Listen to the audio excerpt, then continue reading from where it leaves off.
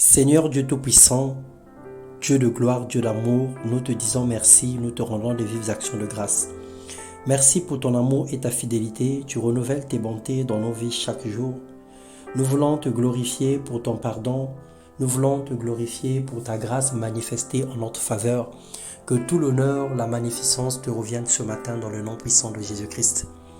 Bonjour mon frère, bonjour ma sœur, que le Seigneur te bénisse, qu'il renouvelle en toi l'intelligence ce matin, qu'il t'accorde sa paix, qu'il t'accorde sa grâce et qu'il se souvienne de toi pour tous les sacrifices que tu fais à cause de son nom, pour ton entendement spirituel, pour ton attachement à lui, pour ta dévotion, pour tout ce que tu accomplis comme œuvre pour la gloire de Dieu. Ce matin, nous allons partager la parole de Dieu. Le thème de notre méditation, c'est le parcours, une existence marquée positivement. Nous lisons la parole de Dieu dans le deuxième livre des Chroniques, le chapitre 3, les versets 2 au verset 3, la Bible déclare « C'est vous qui êtes notre lettre écrite dans nos cœurs. Connue et lue de tous les hommes, vous êtes manifestement une lettre de Christ. » Mon frère, ma soeur, durant notre parcours sur terre, peu importe le nombre d'années que le Seigneur nous accorde de vie, peu importe les circonstances de notre vie, peu importe les difficultés ou même les gloires que nous allons connaître sur cette terre, nous devons savoir une chose, c'est que nous sommes des lettres vivantes. Notre vie, nos vies sont des lettres. Lorsque les personnes nous croisent en chemin, ils voient en nous des informations, ils voient en nous des messages, ils voient en nous quelque chose. Notre image leur renvoie une information. Et donc nous impactons les vies humaines. Nous laissons des empreintes dans certains cœurs. Nous marquons indéniablement des esprits et des âmes de nos proches. De façon positive, mais aussi de façon négative. Aussi par rapport aux actes que nous posons, aux actions faites, aux paroles dites et ainsi de suite. Dans Genèse 1, le verset 14 à 15, la Bible déclare, Dieu dit qu'il y ait des luminaires dans l'étendue du ciel pour séparer le jour avec la nuit, que ça soit des signes pour marquer les époques, les jours et les années, et qu'ils servent de luminaires dans l'étendue du ciel pour éclairer la terre, et cela fut ainsi. Bien-aimés, nos œuvres sont comme des luminaires qui éclairent les ténèbres qui se trouvaient dans les vies.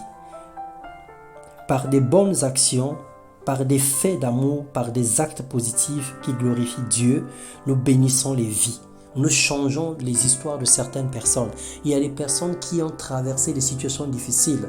Notre présence dans leur vie est venue apporter un changement. Un morceau de pain que nous avons apporté à ces personnes l'ont certainement empêché d'aller voler. Un billet que nous avons donné à une famille leur a permis d'inscrire un enfant à l'école. Une action qu'on avait posée a sauvé une personne qui voulait se suicider. Nous avons marqué des vies. Certaines actions sont comme des témoignages qui renforcent la foi et maintiennent en vie ceux qui veulent le lâcher et abandonner. Il y a des personnes, lorsque nous sommes arrivés dans leur vie, nous leur avons raconté, témoigné de notre vie et ces personnes étaient sur le point d'abandonner. Ils se sont rendus compte que non, ils ne sont pas les seuls dans cette situation et ils ont continué à marcher. Ils ont continué à persévérer. Mais lorsque nous agissons dans le mauvais sens, nos actions négatives, nos crimes et péchés également marquent les esprits faibles.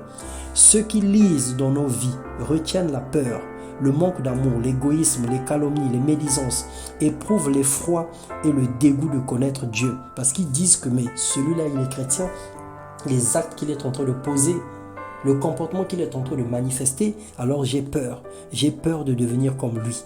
La Bible déclare dans Ésaïe 8, le verset 18, « Voici, moi et les enfants que l'Éternel m'a donnés, nous sommes des signes et des présages en Israël, de la part de l'Éternel des armées qui habite sur la montagne de Sion. » Dieu nous appelle à être des signes et des présages. Dieu nous appelle à marquer des vies. Dieu nous appelle à marquer notre environnement. Dans tout milieu où nous allons nous trouver, notre présence doit marquer. Nous devons laisser une histoire. Nous devons laisser de l'impact. Nous devons laisser des marques indélébiles. On doit parler de nous de façon positive. Parce que nous avons eu une intelligence spirituelle, nous avons eu une sagesse pas possible, nous avons eu une obéissance qui a touché les cœurs des hommes et des femmes, nous avons eu un zèle qui a touché les hommes. Marchons dans la droiture bien-aimée et dans la justice pour impacter positivement ceux qui nous suivent, ceux qui nous lisent, ou ceux qui nous voient, ou encore ceux qui comptent sur nous comme des modèles. Marquons positivement des vies pour manifester la gloire de Dieu sur la terre, afin que plusieurs personnes, lorsque ces personnes vont arriver au carrefour des situations, qui puissent s'inspirer de nous.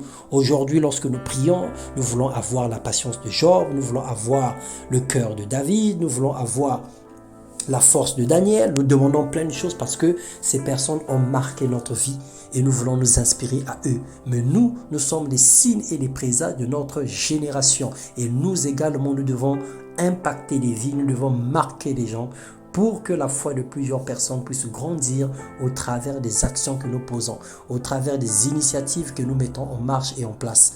Que le Seigneur nous bénisse et qu'il nous accorde la capacité d'impacter positivement dans le nom puissant de Jésus-Christ. Amen.